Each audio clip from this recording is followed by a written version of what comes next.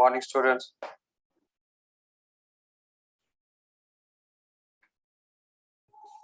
Good morning sir.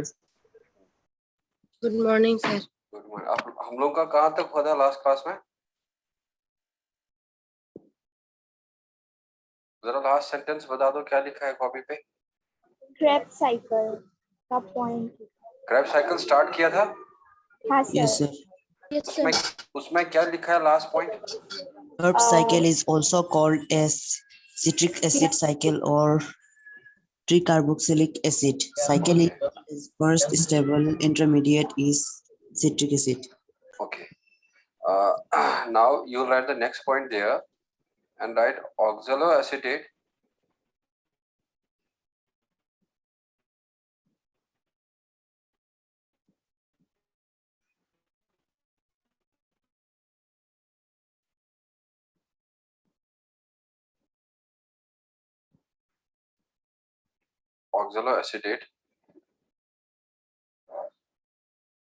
और बच्चों इसको हम लोग ऑक्सैलोएसिटिक एसिड भी कह सकते हैं।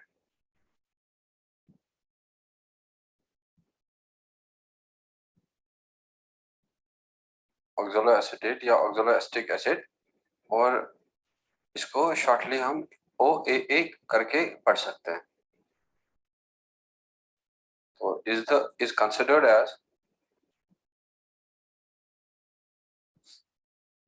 considered as the first member of Krebs cycle.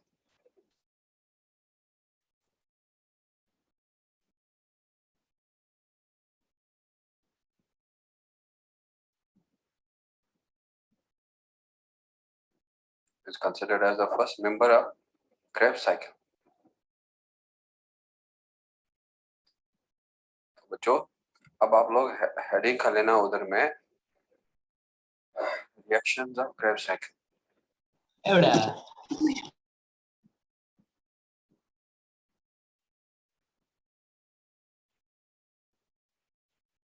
Reactions of Krebs cycle.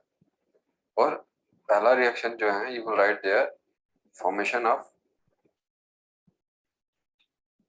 citrate. तो बच्चों यह लिख लेना formation of citric acid.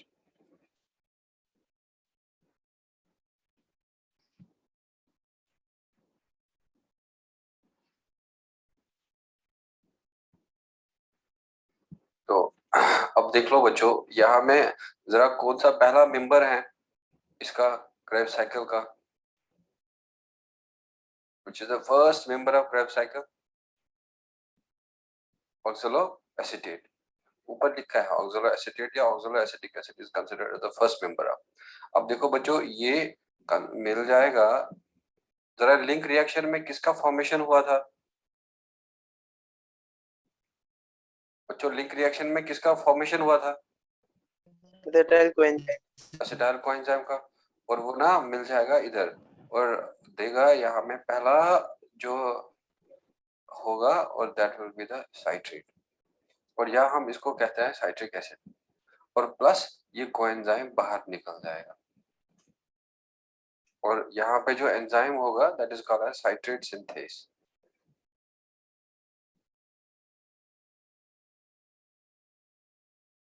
Citrate synthase will be the enzyme.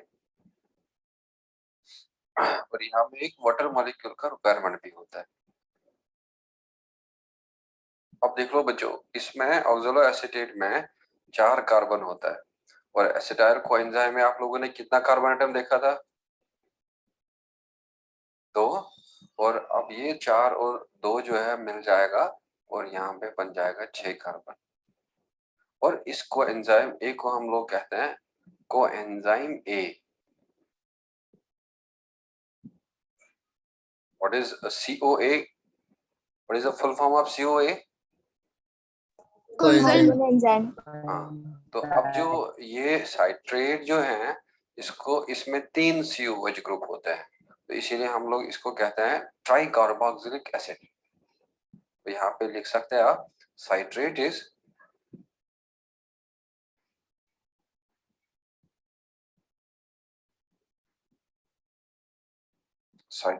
tricarboxylic acid, as it has as it has 3 COOH group. और इसीलिए अब पहला जो स्टेबल इंटरमीडिएट है क्रेब्स साइकिल में और वो साइट्रेट है और इसमें 3 COH ग्रुप हैं, तो इसीलिए क्रेब्स साइकिल को हम ऑल्सो कहते हैं ट्राइकार्बोक्सिलिक एसिड साइकिल। तो इसमें लिख लेना इन दिस रिएक्शन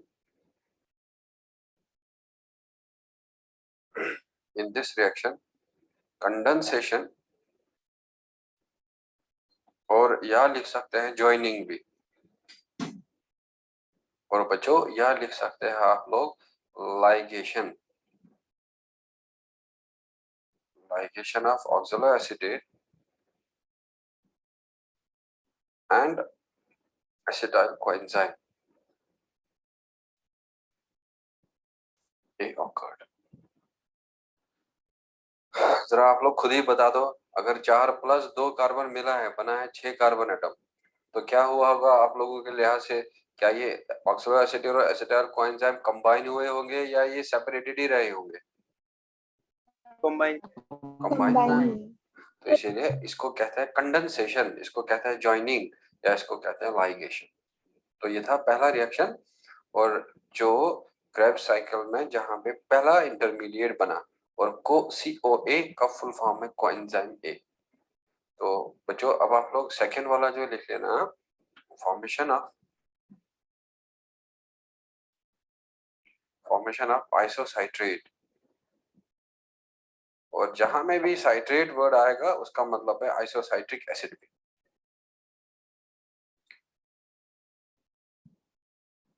फॉर्मेशन ऑफ आइसोसाइट्रेट या आइसोसाइट्रिक एसिड। अब देखो बच्चों इधर, यहाँ में ऊपर क्या बना? साइट्रेट, और इस साइट्रेट पे अब जाके यहाँ में एक एंजाइम आएगा, उसका नाम है एकोनिडेस, और एकोनिडेस जो है इसको कन्वर्ट करेगा एक इंटरमीडिएट में, और उसको हम लोग कहते हैं सिस एकोनिडेट। और फिर ये सिस एकोनिडेट जो है ये और कन्वर्ट हो जाएगा और फाइनली बन जाएगा आइसोसाइट्रेट। और अब आप लोगों को याद रखना है कि इसमें 6 ही कार्बन होता है, और इसमें भी 6 ही कार्बन होता है, और इसमें भी 6 ही कार्बन होता है। और यहाँ जो एंजाइम होगा, and that enzyme will be aconitase enzyme। और बच्चों यही एकोनिडेस एंजाइम यहाँ पे भी रिएक्शन कैरी करेगा, और इस एकोनिडेस को आयरन का कोफैक्टर का जरूरत है, Fe+2 का जरूरत है। तो बच्चों यहाँ में भी आयरन का जरूरत है एज अ कोफैक्टर, और यहाँ से वाटर मॉलिक्यूल रिलीज होता है इस वाले रिएक्शन में, और बच्चों यहाँ में वापस वाटर मॉलिक्यूल यूज होता है।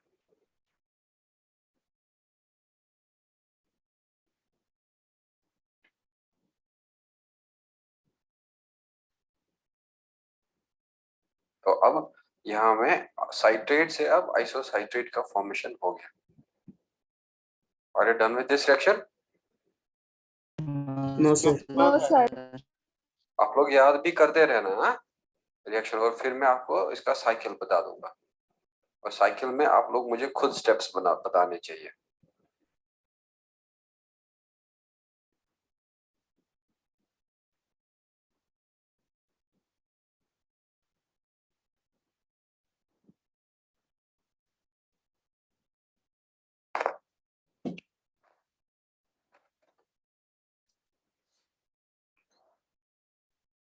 और जो ही खत्म होगा तो मुझे इन्फॉर्म किया करो। हाँ,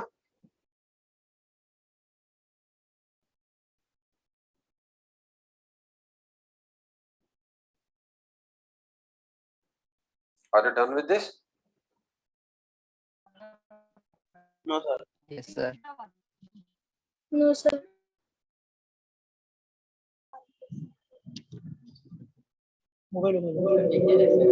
अब देखो बच्चों, जब आप लोग केमिस्ट्री पढ़ेंगे तो केमिस्ट्री में आपको केमिस्ट्री सर सिखाएंगे रिएक्शन इंटरमीडिएट्स, और ये जो सिसिकोनिटेट है ना, यहाँ में ये एक रिएक्शन इंटरमीडिएट है, और ये हमेशा शॉर्ट लिव्ड होता है। ये हमेशा अनस्टेबल होता है और एकदम से ये बनेगा, जल्दी से कन्वर्ट हो जाएगा आइसोसाइट्रेट में। तो इसमें आप नेक्स्ट पॉइंट लिख सकते हैं,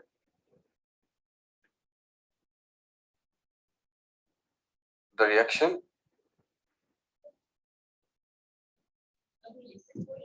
reaction unstable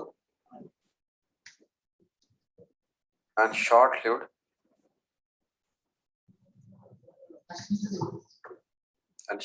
intermediate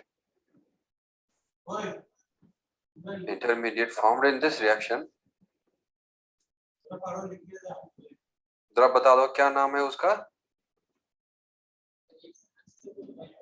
क्या नाम है रिएक्शन इंटरमीडिएट का?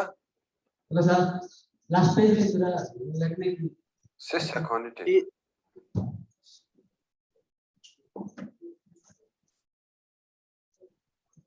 लास्ट पेज का जल्दी से लिख लो जिसका बचा है।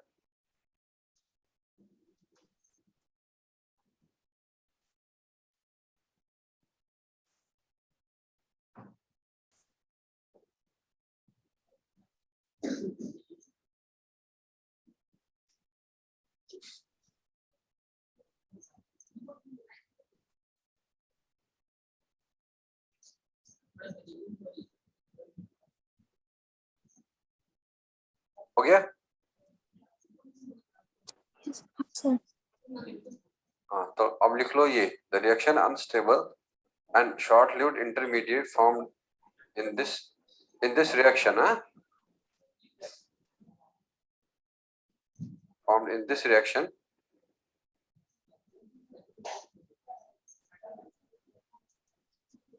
this reaction is cis aconitine। और बच्चों ये सेकेंड रिएक्शन था, तो अब आप लोग तीसरा वाला रिएक्शन जो लिख लेना, फॉर्मेशन ऑफ अल्फा कीटोग्लूटारेट।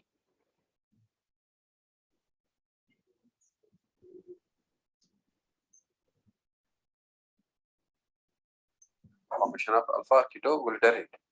अब देखो ऊपर वाले रिएक्शन में आप लोगों ने क्या देखा था, आइसोसाइट्रेट बना।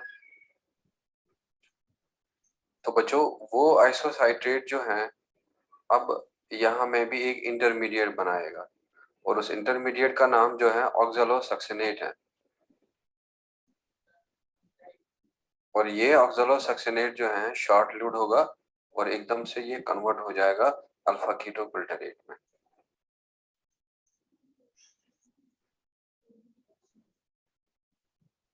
और ये आइसोसाइट्रेट है इधर। तो अब याद रख लेना, इस आइसोसाइट्रेट में कितने कार्बन एटम थे? 6 6 कार्बन एटम। तो बच्चों इसमें भी 6 ही कार्बन एटम रहता है और लेकिन इसमें 5 कार्बन एटम रहता है। अब अगर इसमें 5 कार्बन एटम रह रहा होगा तो क्या लॉस हुआ होगा इधर? Carbon dioxide. और जब कार्बन डाइऑक्साइड लॉस होगा, और बच्चों इस रिएक्शन में यहाँ में ऑक्सीडेशन होता है इसका आइसोसाइट्रेट का, और जब ऑक्सीडेशन होगा तो यहाँ में NAD पॉजिटिव आएगा और NAD पॉजिटिव जो है वो NADH में कन्वर्ट हो जाएगा और यहाँ में मैग्नीज का कोफैक्टर का रिक्वायरमेंट होता है।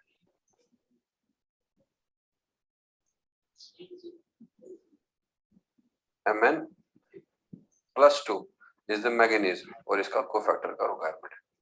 और यहाँ में जो एंजाइम होगा दैट विल बी आइसोसाइट्रेट डिहाइड्रोजिनेज।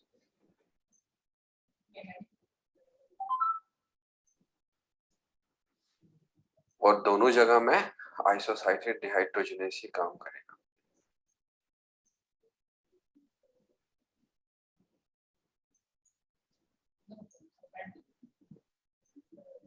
अब बता दो क्या फॉर्म हुआ इधर में इस रिएक्शन में? एक तो क्या फॉर्म हुआ? NADH। और बच्चों क्या लॉस हुआ? कार्बन डाइऑक्साइड लॉस हुआ। तो यहाँ पे इस रिडक्शन को हम लोग कहेंगे डिहाइड्रोजनेशन और इस प्रोसेस को कहेंगे डिकार्बोक्सिलेशन। तो you can write there in this reaction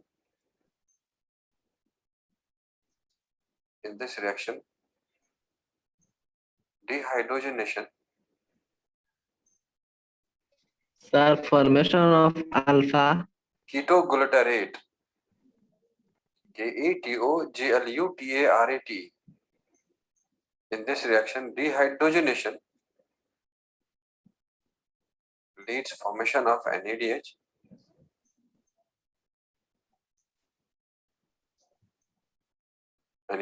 and decarboxylation. Decarboxylation leads release of carbon dioxide. तो बच्चों याद रख लेना, यहाँ में डिहाइड्रोजनेशन हुआ है और यहाँ में डिकार्बोक्सिलेशन हुआ है, और डिकार्बोक्सिलेशन से कार्बन डाइऑक्साइड बाहर जाएगा। और अब आप लोग याद रख लेना, इसमें भी एक रिएक्शन इंटरमीडिएट बना है और वो है ऑक्सलोसक्सिनेट। तो देखो ऑक्सलोसक्सिनेट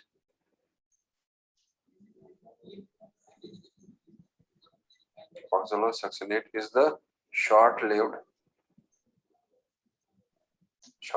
intermediate formed in this reaction.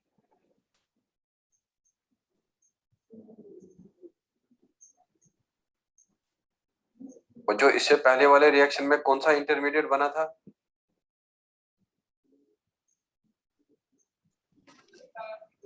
cis aconitate. Very good, सिस अकॉनिटेट। हाँ, और यहाँ में बनता है ऑक्सलोसक्सिनेट।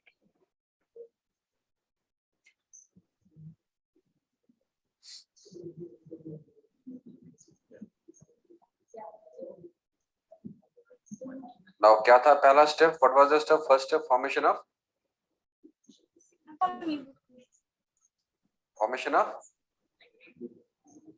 Citrate. citrate. What was the second step? Formation of isocitrate.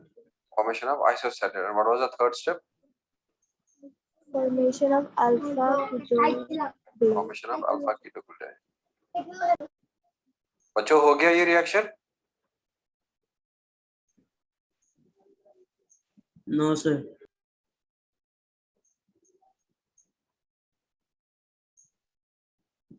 Sir iso के बाद क्या? हाँ, यहाँ पे आइसो कहाँ में? आइसोसाइट्रेट डिहाइड्रोजिनेस, ये एंजाइम का नाम है, dehydrogenase.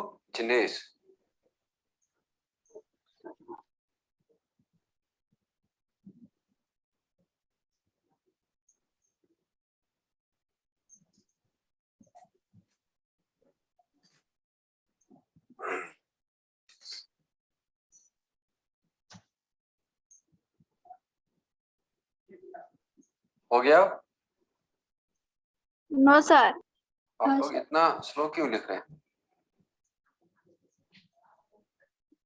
In this reaction, dehydrogenation leads formation of NADH and decarboxylation leads release of CO2. और ऑक्सलोसक्सिनेट जो है इसमें भी शॉर्ट लिव्ड इंटरमीडिएट होगा।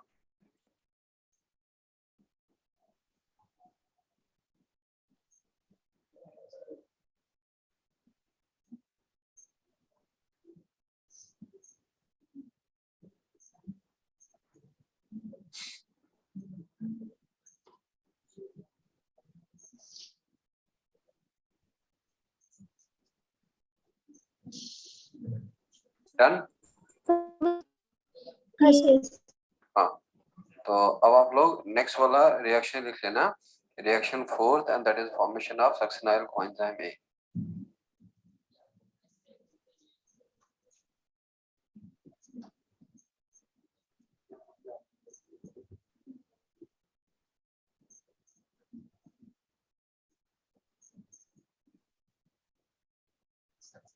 Formation of succinyl coenzyme A. देखो बच्चों, ऊपर में अल्फा कीटोग्लूटारेट बना था,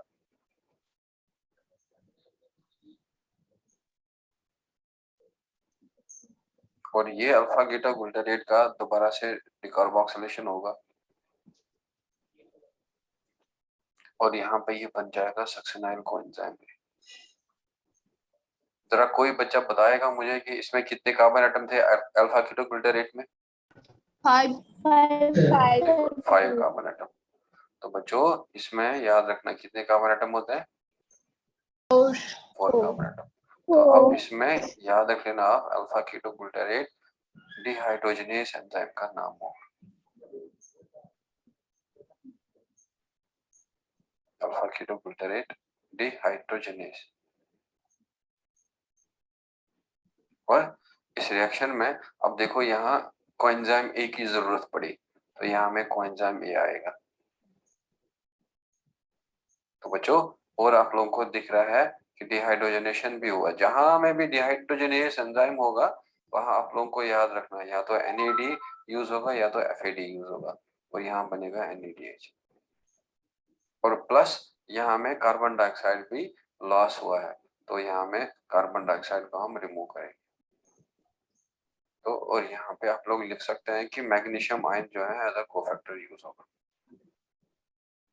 इसमें कोएंजाइम आएगा और कार्बन डाइऑक्साइड निकल जाएगा। तो दैट मींस इस रिएक्शन में भी ऑक्सीडेट डिहाइड्रोजनेशन हुआ और डिकार्बोक्सिलेशन हुआ। देखो इन दिस रिएक्शन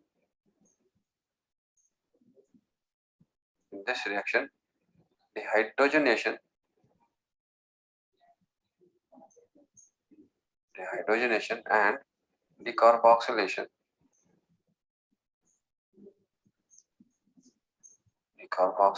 also occurs.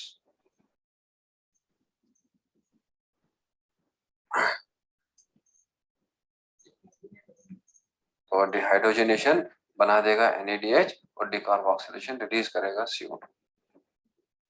अब कौन कौन सा रिएक्शन पे डिहाइड्रोजनेशन और डिकार्बोक्सिलेशन हुआ?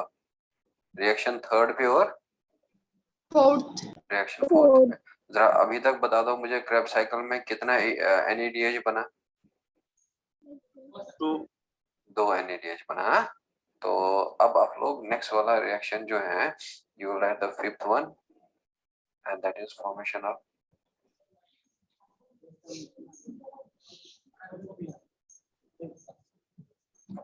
succinate।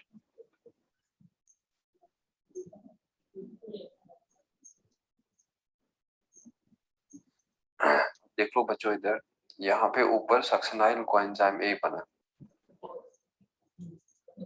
और वो सक्सिनाइल कोएंजाइम ए पे अब एंजाइम आएगा सक्सिनाइल कोएंजाइम ए सिंथेटेस, और वो इसको कन्वर्ट करेगा सक्सिनेट में। The enzyme will be succinyl coenzyme A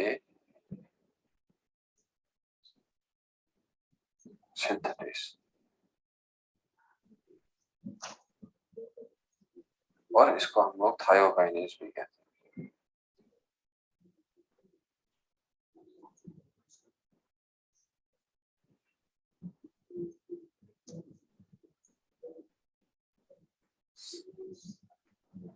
अब देखो बच्चों, इधर में इसमें सक्सिनाइल कोएंजाइम ए है, लेकिन इसमें सक्सिनेट में कोएंजाइम ए नहीं है। तो इसका मतलब क्या होगा? कोएंजाइम रहेगा या बाहर आएगा? बाहर आएगा। तो इसमें कितने कार्बन एटम थे? 4, और इसमें भी 4 ही रहते हैं। और प्लस यहाँ में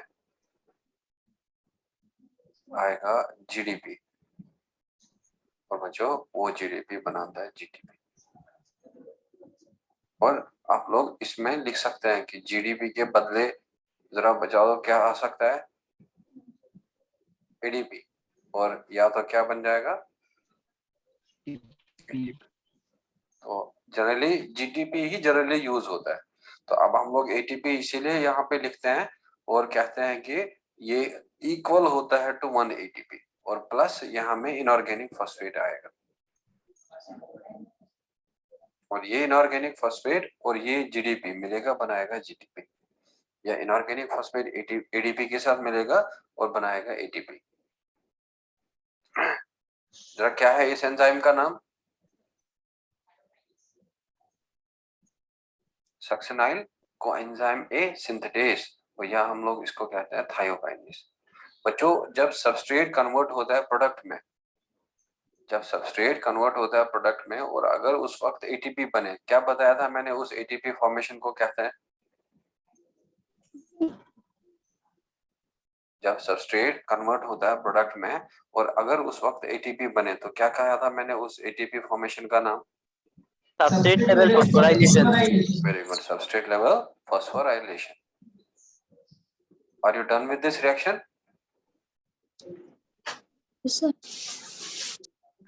तो इसमें लिख लेना the formation of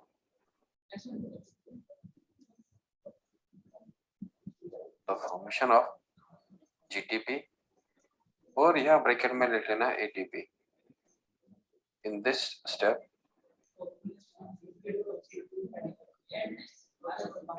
of Krebs cycle is an example of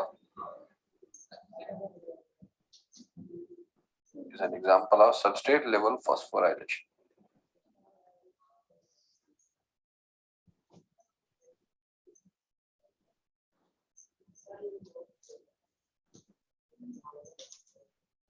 sir GDP का मतलब क्या है? हाँ चलो गुड. यहाँ पे आप लोग लिख सकते हैं GTP. ATP का क्या फॉर्म नाम था? ATP adenosine adenosine diphosphate. तो बच्चों GTP का नाम क्या है? डाइफॉस्फेट. गोनोसाइन डाइफॉस्फेट. जरा ये बता दो मुझे अब GTP का क्या नाम होगा? गोनोसाइन ट्राइफॉस्फेट. गोनोसाइन ट्राइफॉस्फेट.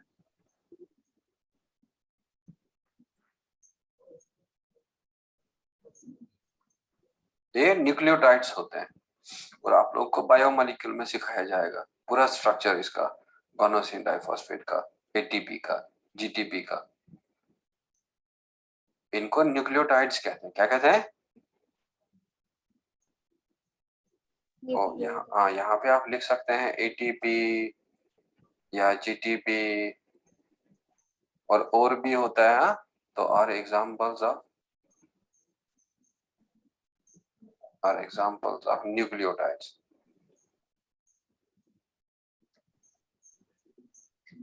और न्यूक्लियोटाइड जो है मोनोमर होता है न्यूक्लिक एसिड का. तो ये था रिएक्शन जहां में हमने फॉर्मेशन देखा सक्सेनेट का. तो अब हम लोग देखेंगे नेक्स्ट वन, स्टेप V था. तो अब हम लोग देखेंगे स्टेप 6.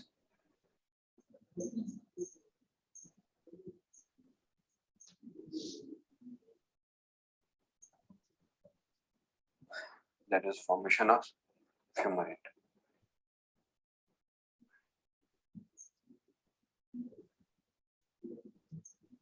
तो बच्चों फ्यूमरेट का आगे आपको बायोमोलिक्यूल में काम आएगा जब आपको ज़ूलॉजी टीचर पढ़ाएंगे, क्योंकि उनको इनहिबिशन पढ़ाना है. तो इनहिबिशन में इस रिएक्शन का काम आना है, तो इसीलिए इसको इम्पोर्टेंट कर देना. तो यहाँ में लिख लेना फॉर्मेशन ऑफ फ्यूमरेट में कि ऊपर में जरा क्या बना था? सक्सेनेट है ना. तो वो सक्सेनेट जो है वो किस में कन्वर्ट होता है? फ्यूमरेट में. और बच्चों एंजाइम का नाम होता है सक्सेनेट dehydrogenase.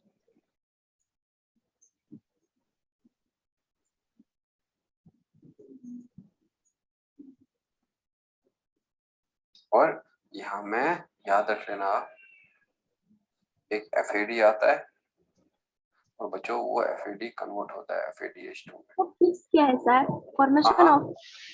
Formation of fumarate. Formation of fumarate FAFUMARATE. अब बताओ इसमें कितने कार्बन एटम थे? 4. और इसमें भी कितने रहते हैं? और ये भी एक डिहाइड्रोजनेशन का एग्जांपल है. सो देखो इन this reaction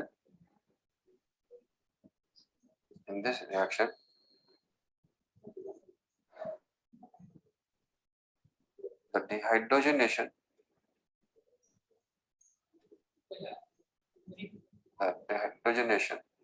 leads formation of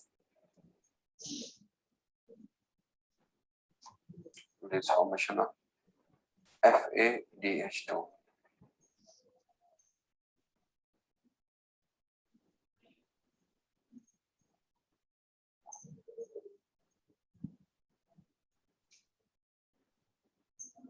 clear? Sir हाँ जी. सर क्रेब्स साइकिल में कितना स्टेप होता है सर? हाँ क्रेब्स साइकिल में कितना स्टेप होता है सर? अभी आप कितना पहुंचा? 6. 6 सर. उसके बाद क्या होगा? 7. और 7 के बाद क्या होगा? 8. तो मतलब टोटल कितने स्टेप पे कंप्लीट हो जाएगा? 8 स्टेप में. इन दिस रिएक्शन आप वेट कर रहे हैं कब खत्म होगा, या आप नॉलेज के लिए पूछ रहे थे कितना स्टेप है? नॉलेज के लिए सर। अच्छा अच्छा, मैं सोचा आप वेट तो नहीं कर रहे हैं कब खत्म हो जाएगा। हाँ सर हाइड्रोजनेशन के बाद क्या है सर? हाँ, in this reaction the dehydrogenation leads LEADS leads Okay. Formation of FADH2। बच्चों एक NADH कितने ATP के बराबर होता है? 3। और एक FADH कितने? 2. 2 ATP के जरा बराबर। क्रेब्स साइकिल में अभी तक कितना NADH बना? 2 वेरी गुड, 2। और कितना FADH2 बना? 2 1 1। अभी तक 1 ही बना FADH। हाँ, और लिखो next point, succinate dehydrogenase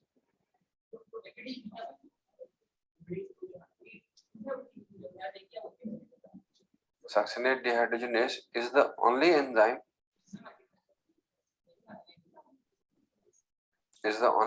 of Krebs cycle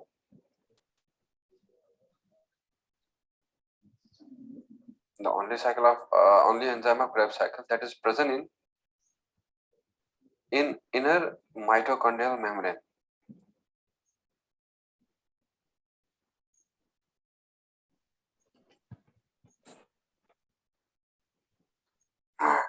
Succinate dehydrogenase is the only enzyme of Krebs cycle that is present in inner mitochondrial membrane. Are you done with this? हाँ सर। 1 minute।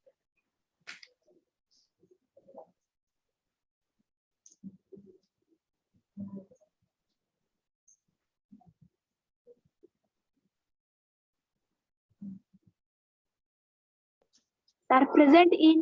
हाँ, present in inner INNER inner mitochondrial MITOCHONDRIAL हो गया sir. inner mitochondrial membrane.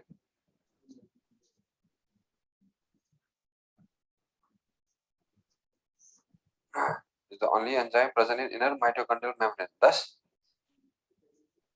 it is marker enzyme of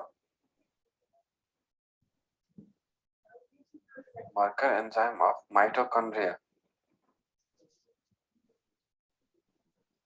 और बच्चों यह oblique करके लिख लेना इसमें क्रेब्स साइकिल। अब बता दो, अगर सपोज हमें देखना होगा माइटोकॉन्ड्रिया है या नहीं है, तो किस एंजाइम का हम लोग देखेंगे कि उस एंजाइम से पता चल जाएगा हमें कि ये माइटोकॉन्ड्रिया है? That is what? Succinate dehydrogenase, because ये ओनली एंजाइम है जो माइटोकॉन्ड्रिया के क्रेब्स साइकिल का माइटोकॉन्ड्रियल मेम्ब्रेन में होता है। देखो, except succinate dehydrogenase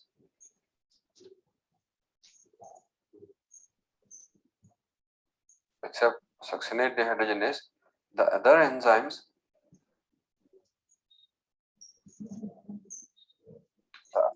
of Krebs cycle are present in।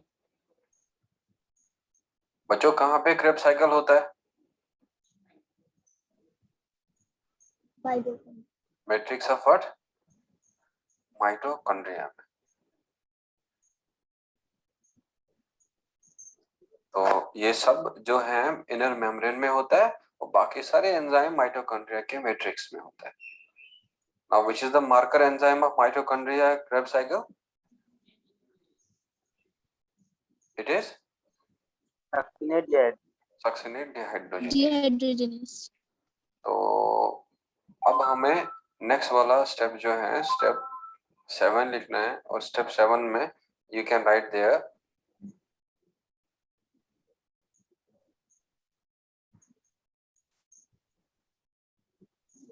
Formation of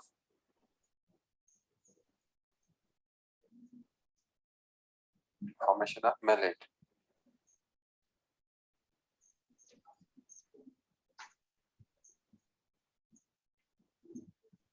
तो बच्चों यहाँ में नीचे जो है बना था फ्यूमारेट,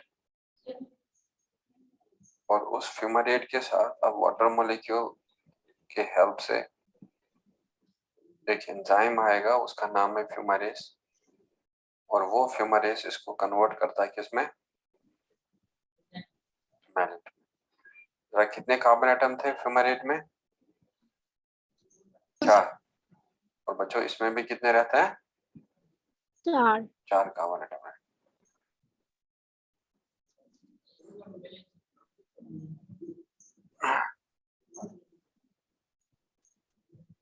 तो ये है मैलेट का फॉर्मेशन। और मैलेट के फॉर्मेशन के बाद जो है, यहाँ में आप लोग लिख लेना फॉर्मेशन ऑफ ऑक्सैलोएसीटेट।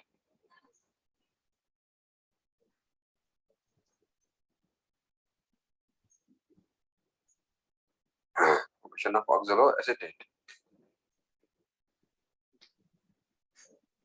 देखो बच्चों, यहाँ में ऊपर मैलेट मिला था, और ये मैलेट जो है अब इस पे डिहाइड्रोजनेशन होगा, और डिहाइड्रोजनेशन से कन्वर्ट हो जाएगा ऑक्सैलोएसीटेट में, और एंजाइम जो होगा that will be malate dehydrogenase.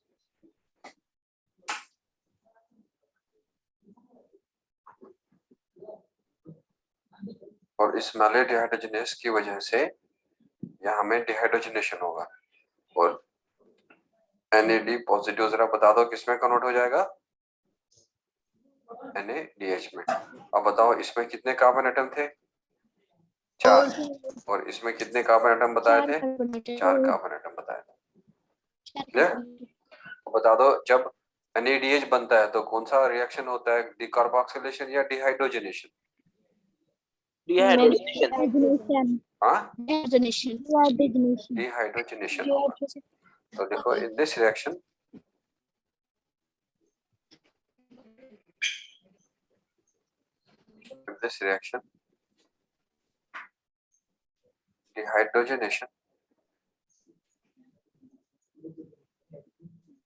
dehydrogenation also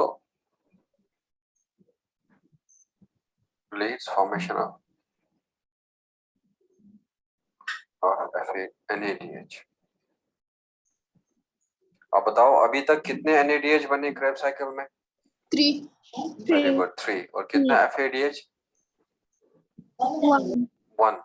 और कितना कितना GTP या ATP, 1।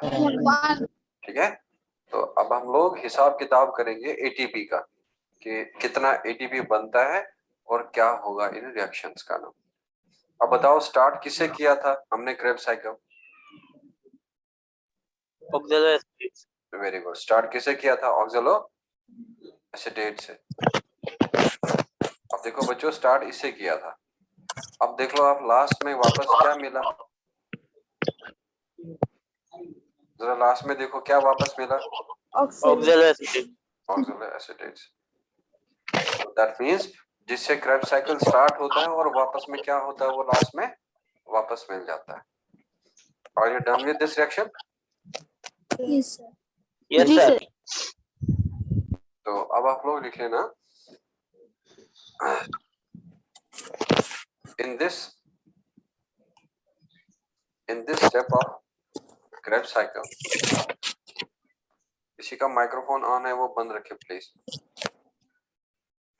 In this step of Krebs cycle, the oxaloacetate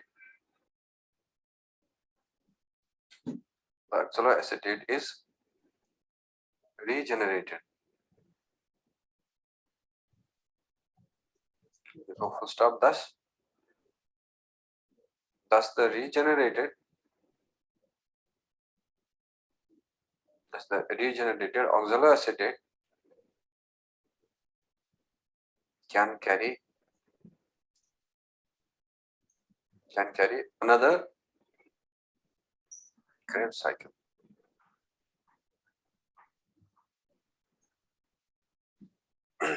अब बच्चों बता दो मुझे, क्या एक ऑक्सैलोएसीटेट अब एक ही क्रेब साइकिल कर सकता है, या एक ऑक्सैलोएसीटेट अब मेनी क्रेब साइकिल कैरी कर सकता है? हाँ, ना ना ना, एक अगर ये वापस मिलता है तो फिर क्या बताया मैंने, जब ये रिजनरेटेड होगा तो क्या करेगा, दूसरा क्रेब्स साइकिल, फिर एक रिजनरेट होगा और क्रेब्स साइकिल, फिर और रिजनरेट होगा और क्रेब्स साइकिल। अब इसका मतलब क्या है, then one oxaloacetate can carry many Krebs cycle. क्या एट सेम टाइम या एट डिफरेंट टाइम्स? क्या एक बार एक समय एक ही कर सकता है या एक समय मैनी कर सकता है? अरे एक बार तो एक ही करेगा ना, एक बार एक ही करेगा और फिर जब रिजनरेट होगा दूसरा कैरी करेगा। तो thus one auxiliary acetate can carry many Krebs cycle separately या लिख लेना at different times।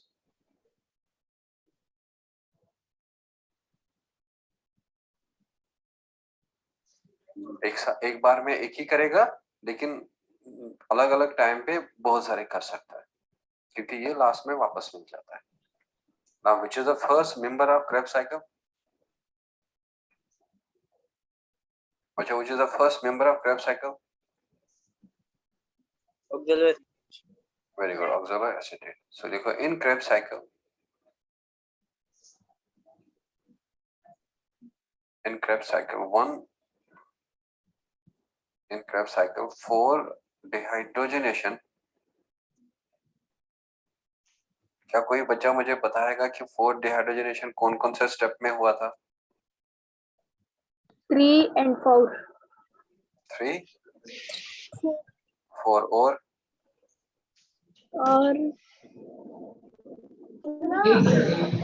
अब देखो यहाँ में क्या हुआ, 5. 8 में क्या हुआ, डिहाइड्रोजनेशन, है ना?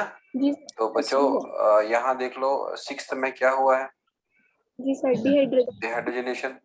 अब देखो 4th में क्या हुआ है, डिहाइड्रोजनेशन। और जी सर, 3rd में क्या हुआ है, डिहाइड्रोजनेशन। 8.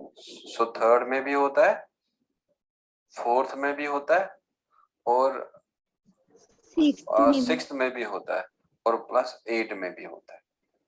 क्लियर? तो यहाँ पे हम लोग लिखेंगे अब 6th और यहाँ में लिखेंगे 8। 4 dehydrogenation, 2 decarboxylation। जरा कोई बच्चा बताएगा मुझे कहाँ कहाँ डिकार्बोक्सिलेशन हुआ?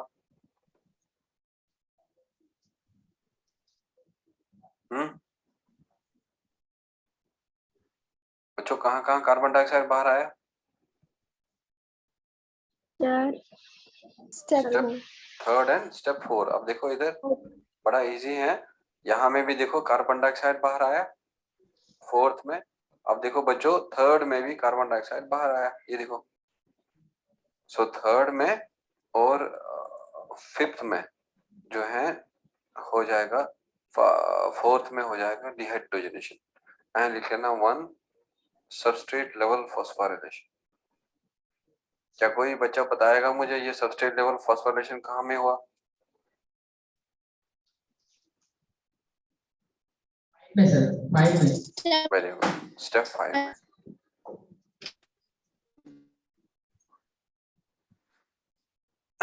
In Krebs cycle, 4 dehydrogenation, 2 decarboxylation and 1 substrate level phosphorylation occurs.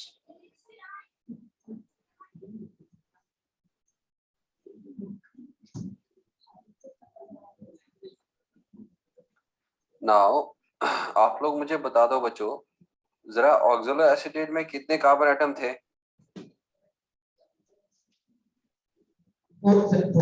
4, है ना? तो उस ऑक्सलो एसिटेट ने पहले स्टेप में क्या एक्सेप्ट किया था? एसिटाइल कोएंजाइम में। जरा बता दो लास्ट में वापस क्या मिला ऑक्सलो एसिटेट, उसमें कितने कार्बन है? 4। अब अगर आप लोगों से पूछा जाए जो क्रेब्स साइकिल में एसिटाइल कोएंजाइम एक्सेप्ट हुआ उसका क्या हुआ, तो क्या कहेंगे आप? सर फिर से क्वेश्चन कीजिए। अगर क्रेब्स साइकिल में एसिटाइल कोएंजाइम ए एक्सेप्ट हो गया और अब आपसे पूछा जाए what happens to the acetyl coenzyme A in the Krebs cycle.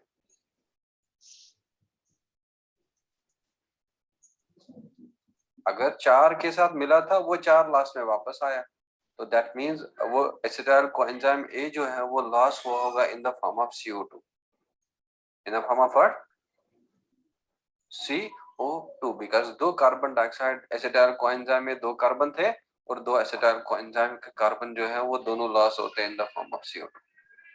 तो इसमें लिख लेना आप next,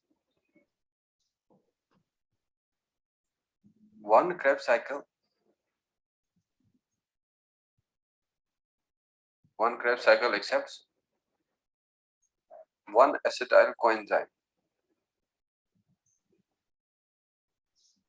One Krebs cycle accepts one acetyl coenzyme, and thus for one glucose, जरा कोई बच्चा बताएगा मुझे एक ग्लूकोज के लिए कितने Krebs साइकिल चाहिए?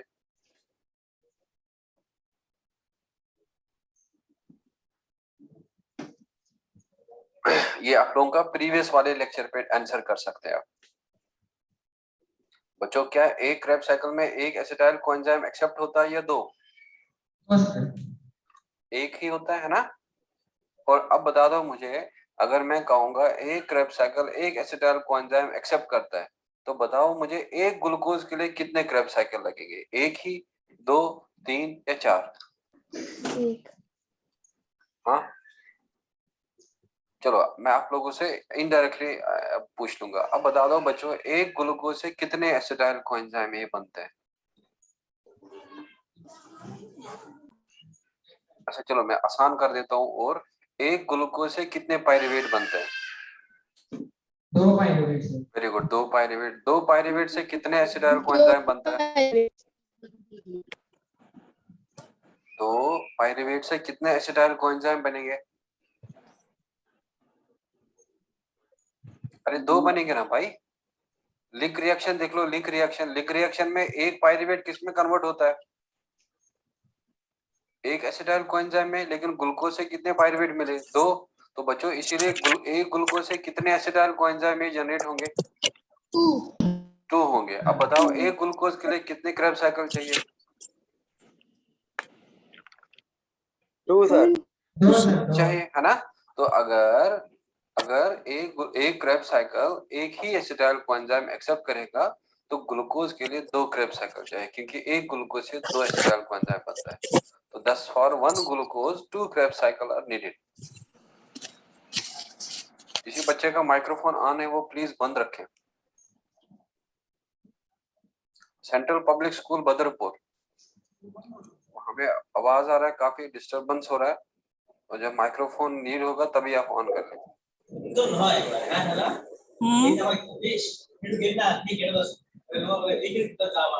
हेलिना का भी माइक्रोफोन बंद रखिए। हेलिना, तो one Krebs cycle accepts one acetyl coenzyme A, and thus for one glucose 2 Krebs cycle are needed।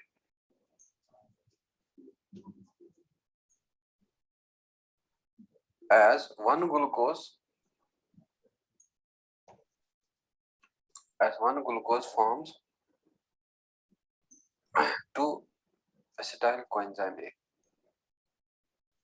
बच्चों ये सबको क्लियर हुआ या नहीं? अब एक ग्लूकोज से कितना पाइरुवेट बनता है? 2 पाइरुवेट से कितना एसिटाइल कोएंजाइम बनेगा? 2। लेकिन Krebs साइकिल कितना एक्सेप्ट करता है? एक ही। तो इसीलिए एक ग्लूकोज के लिए 2 Krebs साइकिल का जरूरत है। तो इसमें लिख लेना, इन Krebs cycle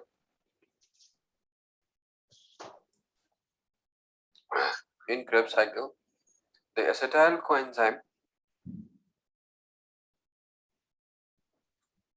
coenzyme is lost या oxidized।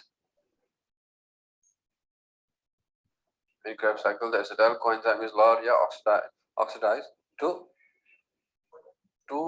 CO2।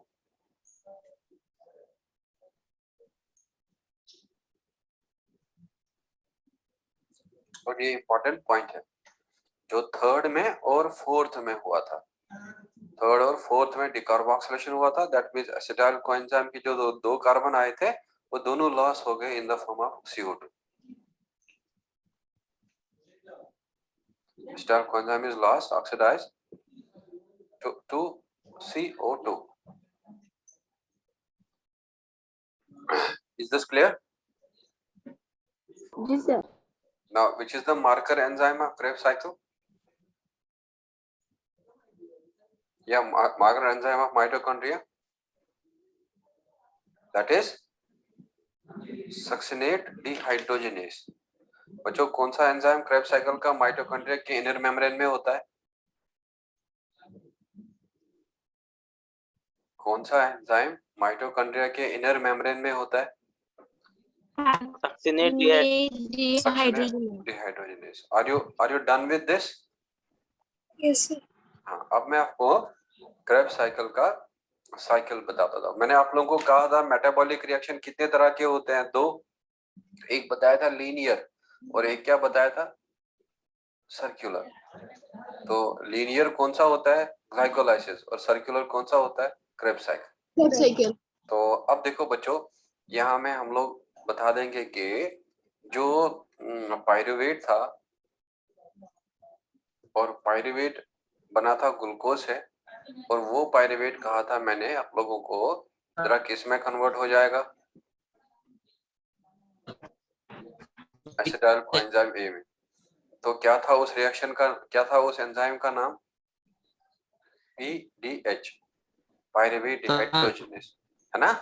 तो बच्चों इस रिएक्शन में आप लोगों को बताया था मैंने एक NADH बनेगा एक पायरुवेट से और दो पायरुवेट से बनेगा दो NADH. तो यहाँ हम लिखेंगे NAD पॉजिटिव.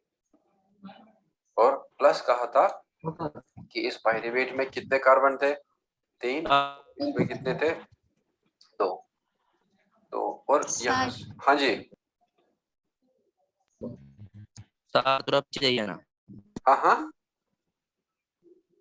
अब क्या ना रजोल आपका समझ ही नहीं आ रहा है.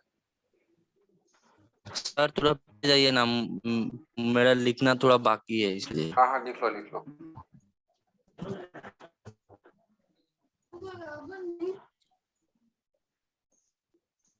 हो गया सर. चलो अब आप देख लो यहाँ पे ये एसिटाइल कोएंजाइम था और इसमें आप लोगों को याद होगा इसमें एक CO2 लॉस भी हुआ था यहाँ में, और इसीलिए 3 कार्बन से 2 कार्बन बन गया था.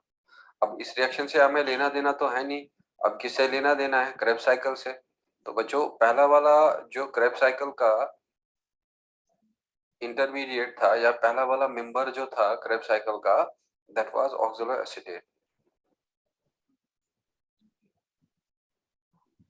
और वो ऑक्सैलो एसिटेट किसके साथ मिला? एसिटाइल कोएंजाइम ए के साथ. तो जब एसिटाइल कोएंजाइम ए के साथ मिला तो जरा क्या था पहला स्टेबल इंटरमीडिएट क्रेब्स साइकिल का?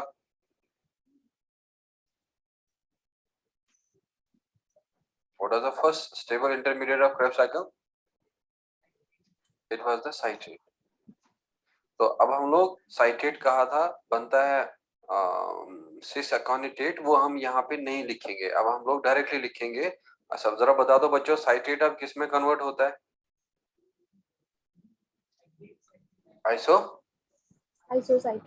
आइसोसाइट्रेट. अब आप लोगों को याद है तो आइसोसाइट्रेट जरा बता दो किस में कन्वर्ट हुआ था? Very good, alpha ketoglutarate. तो अब हम लोग रिएक्शन इंटरमीडिएट नहीं लिखेंगे. तो जरा ये अल्फा कीटो ग्लूटारेट किस में कन्वर्ट हुआ था? Very good, succinyl coenzyme. Succinyl coenzyme A. बच्चों सक्सिनाइल कोएंजाइम ए किस में कन्वर्ट हुआ था? वेरी गुड, सक्सिनेट में. और सक्सिनेट फ्यूमारेट. और बच्चों ये फ्यूमारेट किस में कन्वर्ट हुआ था?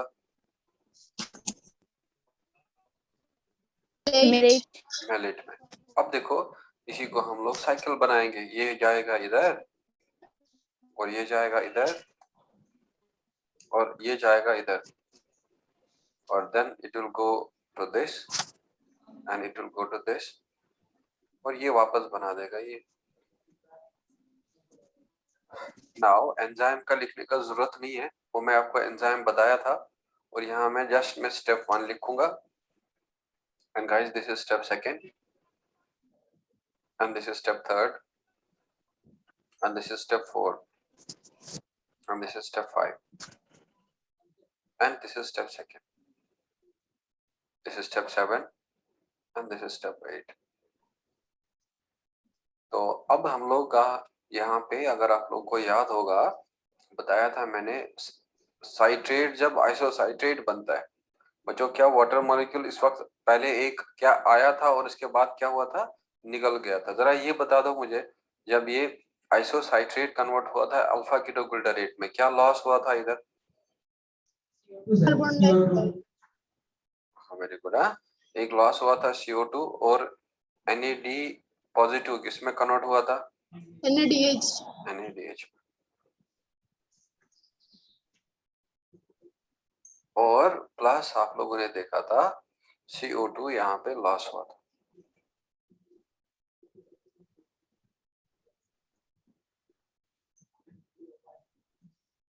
जरा इसमें बता दो मुझे, जो सेकेंड रिएक्शन जो है, सेकेंड रिएक्शन में भी क्या बना था? NADH। और क्या यूज हुआ था? NAD positive. और बच्चों इसमें भी डिकार्बोक्सिलेशन हुआ था, तो यहाँ पे भी मैं लिखूंगा कि कार्बन डाइऑक्साइड लॉस हुआ था। जरा जो ये कार्बन डाइऑक्साइड लॉस हुआ, ये किसके कार्बन है? एसिटाइल कोएंजाइम के। और ये एसिटाइल कोएंजाइम जो है यहाँ में लॉस होता है एज अ CO2। अब यहाँ पे बता दो आप लोग मुझे, जो ये रिएक्शन था सक्सिनाइल कोएंजाइम से सक्सिनेट बनना, जरा क्या बना था इधर?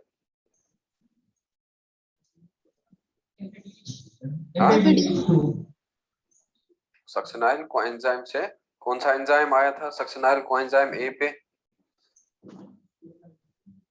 बच्चों कौन सा एंजाइम आया था सक्सिनाइल कोएंजाइम A पे?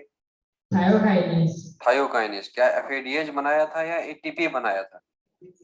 GTP sir. हाँ GTP। तो यहाँ हम लोग क्या लिखेंगे? GTP आया था,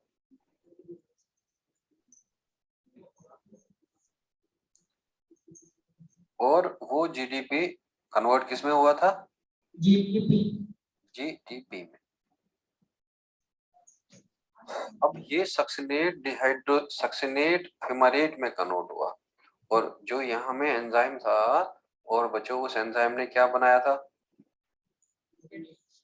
FAD से, और बनाया था FADH। और अब यहाँ में बताया था वाटर मॉलिक्यूल यूज होता है। अब यहाँ पे भी बताया था मैंने आप लोगों को, मालेट जब कन्वर्ट होगा ऑक्सलो एसिटेट में, और यहाँ में NAD पॉजिटिव यूज होगा और NADH में कन्वर्ट होगा। अब देख लो कितने NADH बने, कितने NADH बने? 3। यहाँ में और यहाँ में। कितने FADH बने? 1। बच्चों कितना GTP बना? 1। और ये जो साइकिल है, दिस इज क्रेब्स साइकिल। और जो क्रेब्स साइकिल किस में होता है? माइटोकॉन्ड्रिया के मैट्रिक्स में।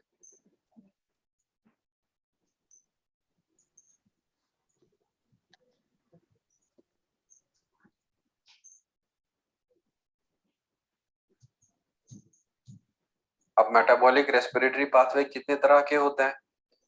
Are the metabolic pathway always linear, या they may be linear as well as circular? Both sir. Both. Linear का एग्जांपल क्या है? ग्लाइकोलाइसिस। और सर्कुलर का एग्जांपल क्या है? Krebs cycle. अब देखो ये ऑक्सलो एसिटेट से स्टार्ट हुआ था, वापस ऑक्सलो एसिटेट मिला। अब यही ऑक्सलो एसिटेट दोबारा से एसिटाइल कोएंजाइम को लेगा और क्रेब्स साइकिल कैरी करता जाएगा। अब एक ग्लूकोज के लिए कितने क्रेब्स साइकिल चाहिए? 2। Very good, 2 Krebs cycle. Because एक क्रेब्स साइकिल कितना एसिटाइल कोएंजाइम एक्सेप्ट करता है? 1। ओनली 1। और जो एसिटाइल कोएंजाइम के 2 कार्बन होते हैं वो किसके फॉर्म में लॉस होता है? Carbon dioxide. कार्बन डाइऑक्साइड के फॉर्म।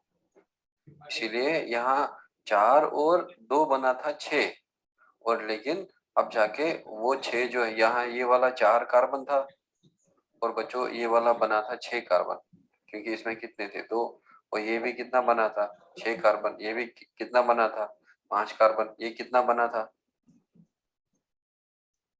4 कार्बन, और ये कितना बना था 4 कार्बन, ये कितना बना था 4 कार्बन, ये कितना बना था 4 कार्बन। और अगर आप लोगों के एग्जाम में कम टाइम होगा, जो मैंने एंजाइम के नाम लिखा है, और आप लोग यहाँ में यही चार्ट बना देना और एंजाइम का नाम भी लिख देना। जरा क्या था स्टेप फर्स्ट में एंजाइम का नाम?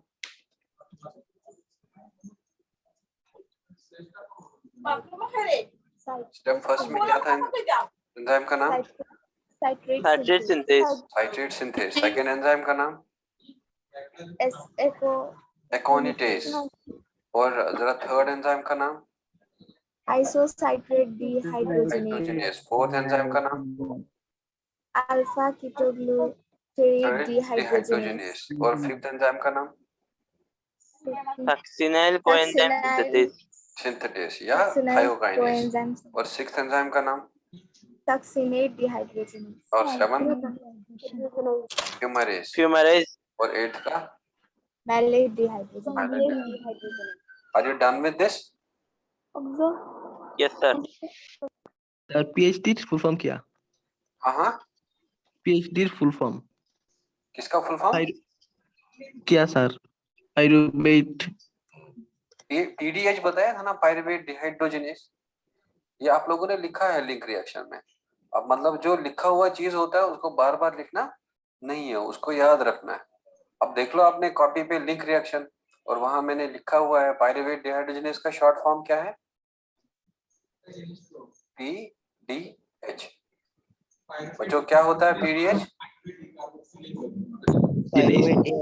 Pyruvate dehydrogenase. नाउ अब हम लोग एटीपी का हिसाब किताब करेंगे कि एटीपी कितना बनता है क्रेब्स साइकिल में। तो अब लिखो आप वहां में बैलेंस शीट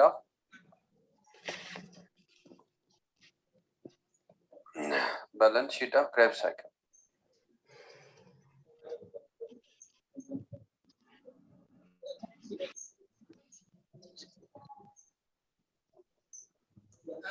देखो बच्चों, यहाँ में 3 डिहाइड्रोजनेशन हुआ था, है ना?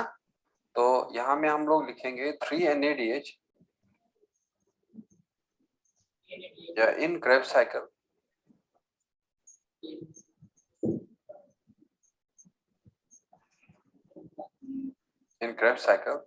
और 3 NADH बना था बच्चों। अब बता दो मुझे ये 3 NADH कहाँ पे जाएगा इलेक्ट्रॉन ट्रांसपोर्ट चेन में। और एक NADH कितने एटीपी के बराबर होता है? 3 ATP के बराबर। अब बता दो बच्चों ये कितने एटीपी होगा? 9 ATP। और अब देखो यहाँ में कितना FADH2 बना? एक। और ये FADH2 कहाँ जाएगा इलेक्ट्रॉन ट्रांसपोर्ट चेन में, जो मुझे आगे आपको सिखाना है। तो एक FADH कितने एटीपी के बराबर होता है? 2 ATP के बराबर, है ना? तो अगर यहाँ में 1 हुआ और 2 ATP के बराबर है, तो हम लोग कहेंगे यहाँ में 2 ATP बना। बच्चों सबस्ट्रेट लेवल फॉस्फोराइलेशन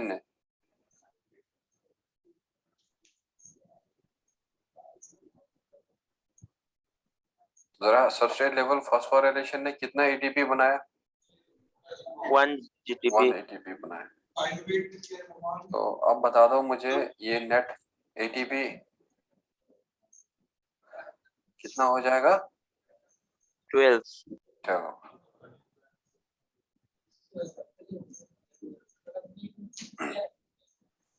और इसमें आप लिख सकते हैं 10 12 ATP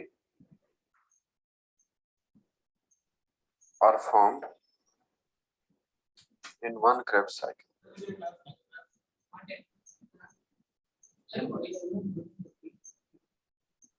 बच्चों अगर मैं आप लोगों से कहूँ क्रेब्स साइकिल में ग्लूकोज से कितना एटीपी बनेगा तो क्या होगा?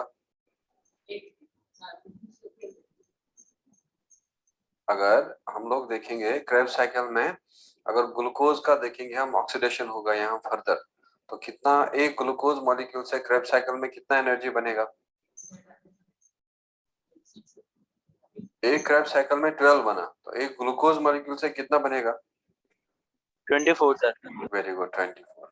ठीक है, सो यहाँ पे लिख लेना 1 glucose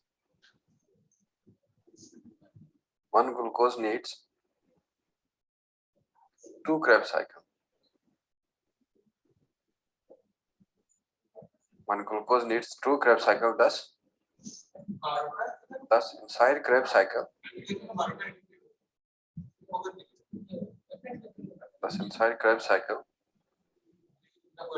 one glucose can lead the formation of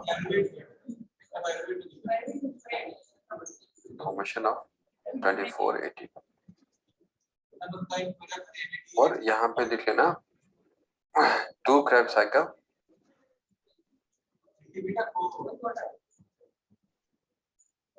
into 12 ATP. और बच्चों वही हो गया 24 ATP. हमें पता है कि एक ग्लूकोज के लिए 2 Krebs साइकिल चाहिए, लेकिन एक ग्लूकोज से मिलता है 12, तो इसीलिए एक Krebs साइकिल से मिलता है 12, तो इसीलिए एक ग्लूकोज से मिलेगा 24, बिकॉज उसके लिए 2 एटीपी चाहिए.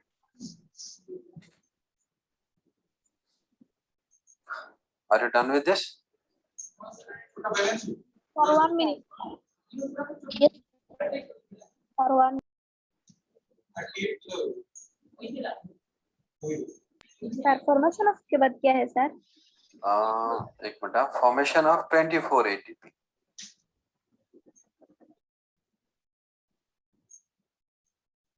फॉर्मेशन ऑफ 24 एटीपी और ब्रैकेट में लिखना 2 Krebs cycle into 12 ATP is equal to 24 ATP.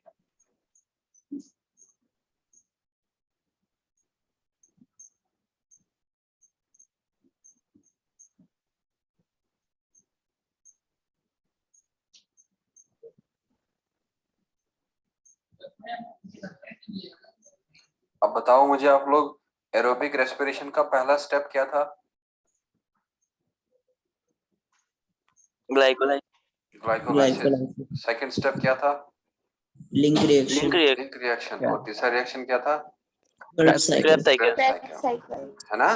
तो अब आप लोगों ने देखा जो ग्लाइकोलाइसिस से बना था पाइरुवेट, और उस पाइरुवेट से बना एसिटाइल कोएंजाइम, और उसी एसिटाइल कोएंजाइम ने अब ग्लाइकोलाइसिस और क्रेब्स साइकिल के बीच में लिंक बना दिया. तो इसीलिए इस एसिटाइल कोएंजाइम को हम लोग कहते हैं कनेक्टिंग लिंक, और इस रिएक्शन को हम लोग नाम देते हैं लिंक रिएक्शन. और यहाँ पे आप लोग लिख सकते हैं ना, what this reaction is here. 1 GTP equal to 1 ATP. हाँ, 1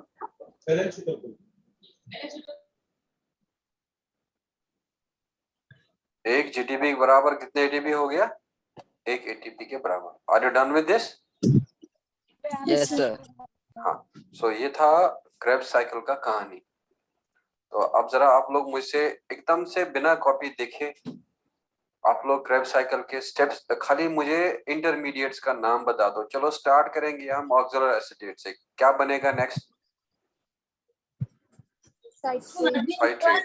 साइट्रेट से आगे चलो टाइम नहीं लगना चाहिए. साइट्रेट, आइसोसाइट्रेट से alpha ketoglutarate. After alpha ketoglutarate the next one is succinyl coenzyme. Succinyl coenzyme में, और सक्सिनाइल कोएंजाइम के बाद में सक्सिनेट से फ्यूमारेट से मालेट से वापस alcohol.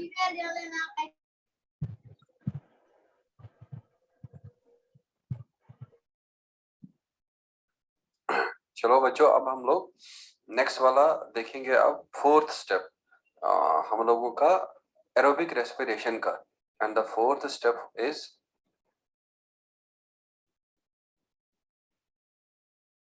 ETC.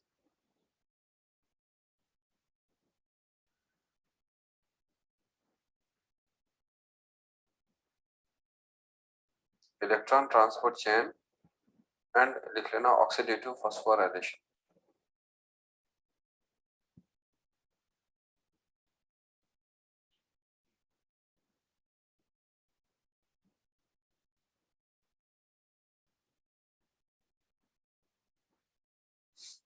Electron transport chain and oxidative phosphorylation. और पहले हम लोग इसमें देखेंगे इलेक्ट्रॉन ट्रांसपोर्ट चेन.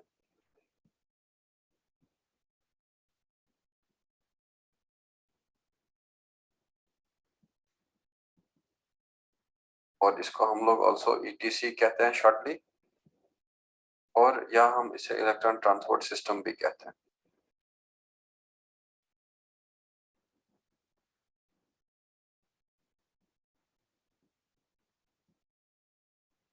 और या हम इसे ETS कहते हैं.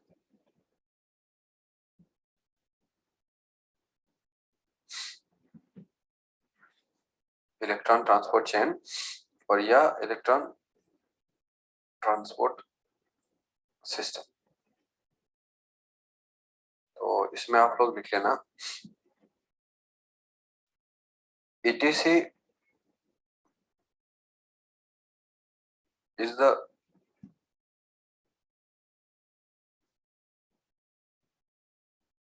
the chain of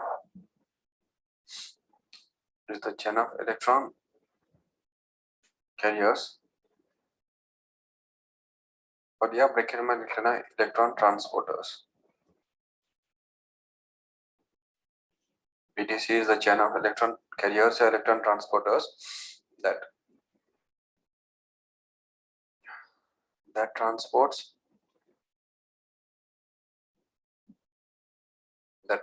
electrons from NADH or FADH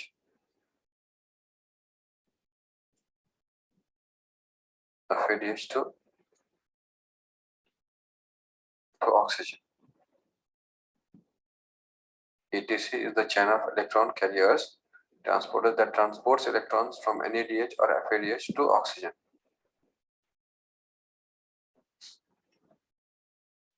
Clear? तो बच्चों उसी इलेक्ट्रॉन कैरियर का जो होते हैं इलेक्ट्रॉन ट्रांसपोर्टर्स जो होते हैं, तो उनके हम चेन को कहते हैं ETC, इलेक्ट्रॉन ट्रांसपोर्ट सिस्टम या इलेक्ट्रॉन ट्रांसपोर्ट चेन. तो इसमें लिख लेना ETC is present in inner mitochondrial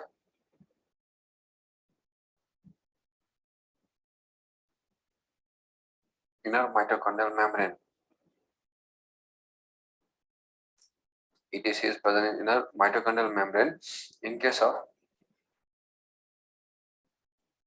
eukaryotes.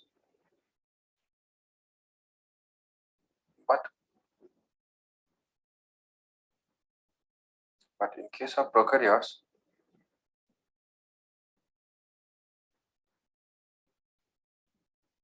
ETC is present in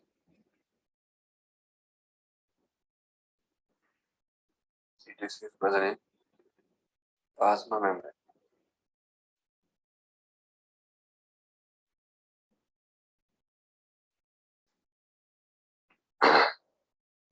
बच्चों अब यूकैरियोट के केस में कहाँ पे ETC होता है? सर इन केस ऑफ के बाद क्या है सर? हाँ, but in case of prokaryotes PROKARYOTS it is present in plasma membrane.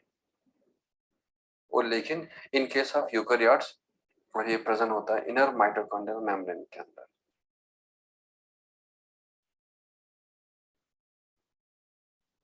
तो नेक्स्ट पॉइंट लिख लेना ETC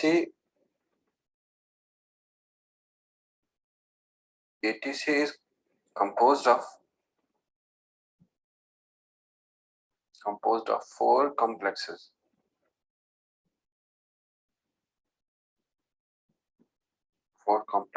Complex 1, 2, 3 and 4.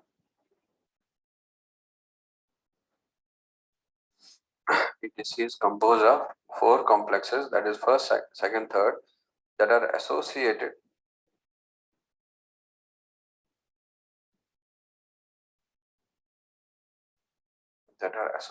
with complex fifth,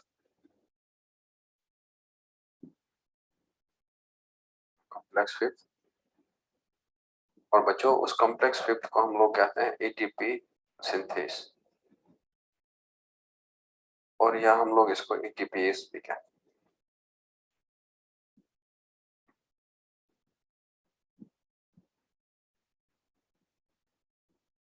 clear?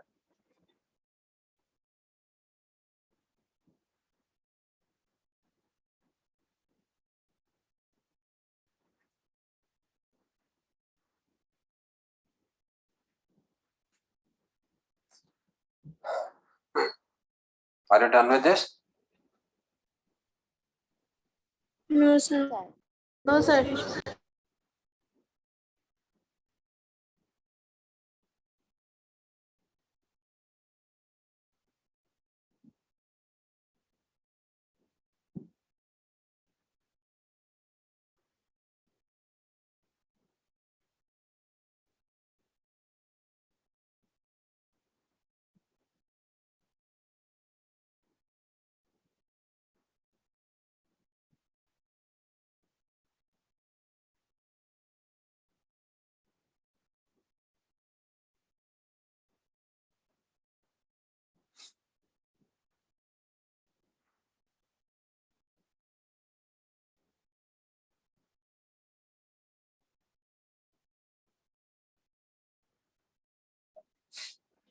हो गया ये? हो गया सर। तो आप लोग बोलते क्यों नहीं है? अगर आप लोग रोकते हैं तो फिर तो बोलना भी चाहिए ना उसके बाद। हो गया तो लिखो next point. In etc two types of electron carriers are present.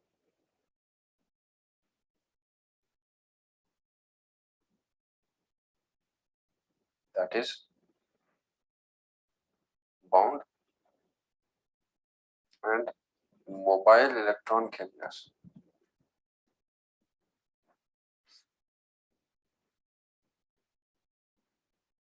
Sir that is का बात क्या है?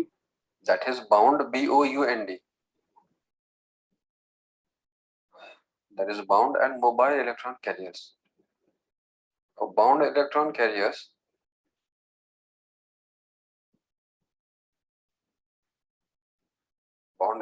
carriers for example जैसे FMN है, और बच्चों FMN का फुल फॉर्म है flavin adenine mononucleotide.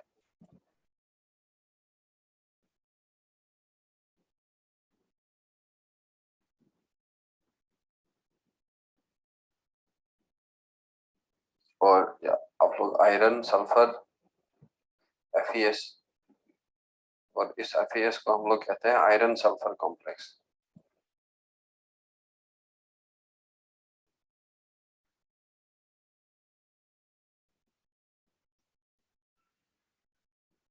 Cytochrome A लिख सकते हैं आप, या पूरा हाँ फ्लेविन एडेनाइन। फ्लेविन एडेनाइन, हाँ cytochrome A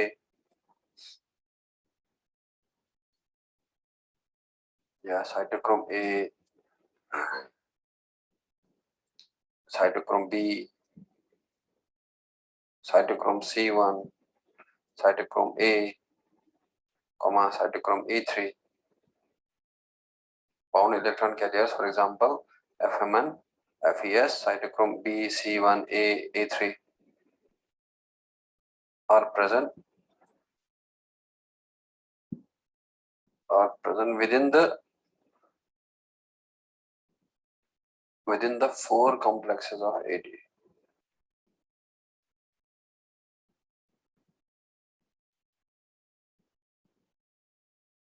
Within the 4 complexes of ETC. Mobile electron carriers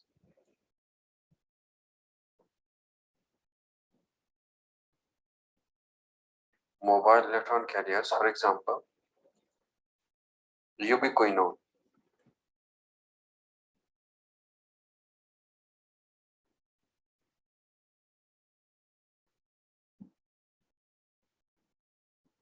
और यूबिक्विनोन को हम यूके से भी लिखते हैं, और या हम इसका अगर इसका रिडक्शन हो जाएगा तो UbQH2 लिखते हैं. Mobile electron carriers, for example, ubiquinone and cytochrome C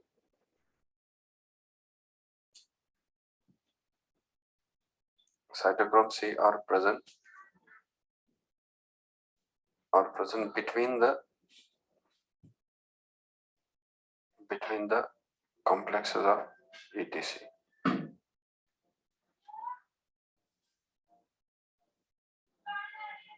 बच्चों ये बड़ा टफ सर है. वो V है ना U है सर. हाँ, ये U है, UQ और UQH2.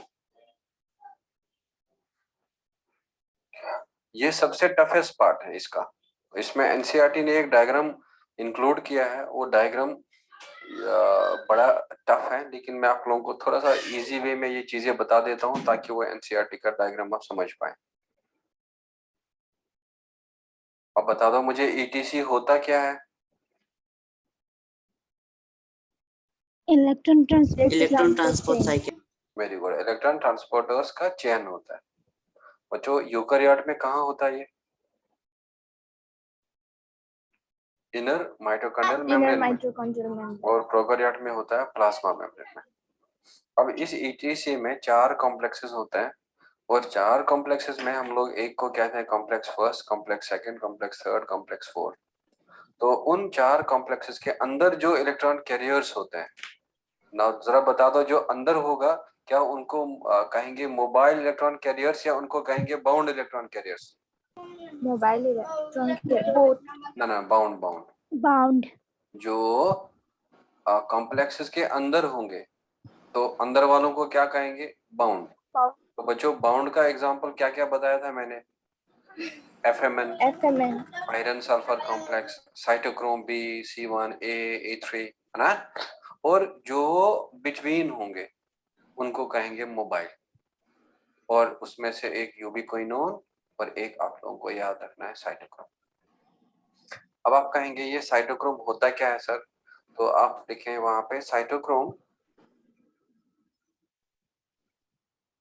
ये साइटोक्रोम है, CYTO.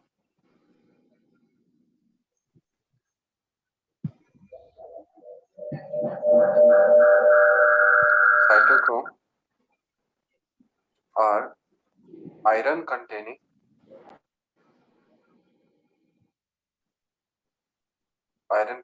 colored proteins.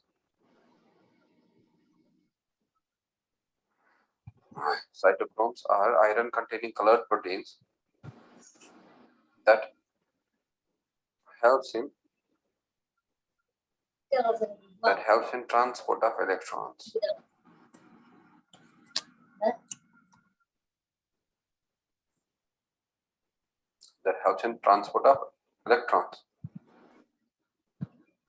So next, during electron transport,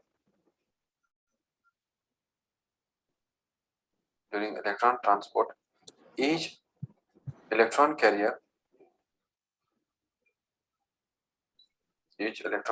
is first reduced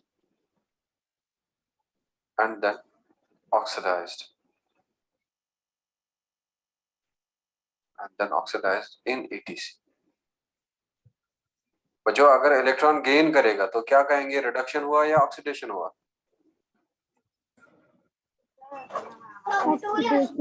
अगर इलेक्ट्रॉन गेन होगा तो मतलब हो गया रिडक्शन, और अगर उसमें लॉस हुआ तो कहेंगे ऑक्सीडेशन. तो जब भी इलेक्ट्रॉन ट्रांसपोर्ट होगा, हर कोई इलेक्ट्रॉन कैरियर जो है एक बारी रिड्यूस होता है और फिर जाके ऑक्सीडाइज होगा. सो अब अगर हम लोग देखेंगे, इसीलिए जो साइटोक्रोम में जो आयरन रहेगा और साइटोक्रोम में वो आयरन जो है वो रहता है Fe+ और Fe+3 के ऑक्सीडेशन स्टेट में. देखो 10 thus iron in cytochrome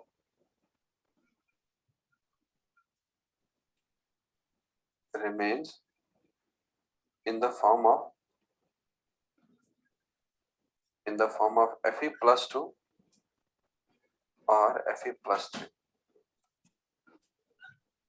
ये आपको समझना पड़ेगा बिकॉज ये इसका बेस है और तब जाके फिर आराम से आप लोगों को एटीसी समझ आएगा। और एकदम से घबराना नहीं है, अभी जब तक ना हम लोग डायग्राम कंप्लीट करेंगे तब तक ये 100% समझ नहीं आएगा, लेकिन जितना मैं बता रहा हूँ उतना समझते जाओ बच्चों। ईटीसी में अब हर कोई इलेक्ट्रॉन कैरियर क्या होगा, पहले रिड्यूस और उसके बाद क्या होगा, ऑक्सीडाइज।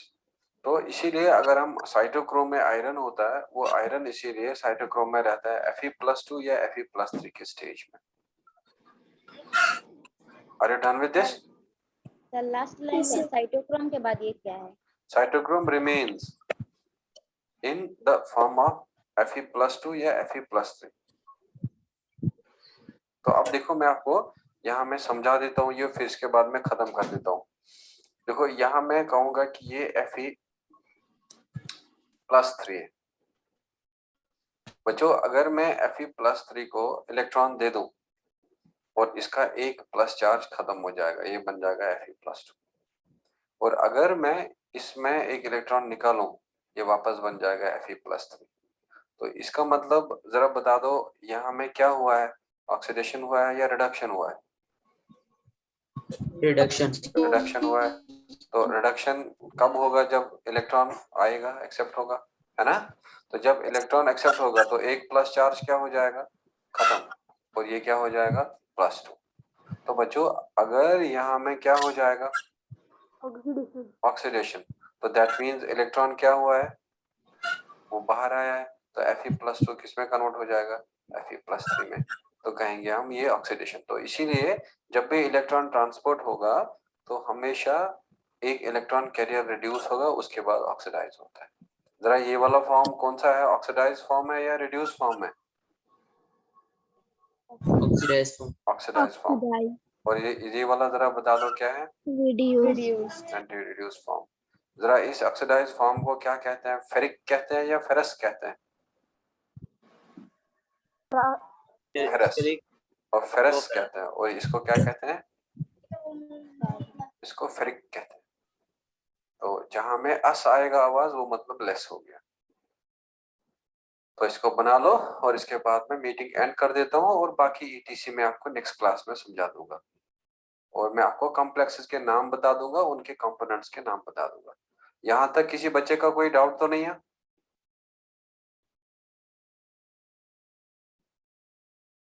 तो ये फॉरवर्ड रिएक्शन रिडक्शन है और ये बैकवर्ड रिएक्शन ऑक्सीडेशन है।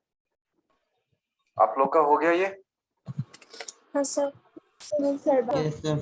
हाँ चलो, जिसका हो गया that can leave the meeting, और जिसका नहीं हुआ I can give more 1 or 2 minutes और वो अपना कंप्लीट करेगा।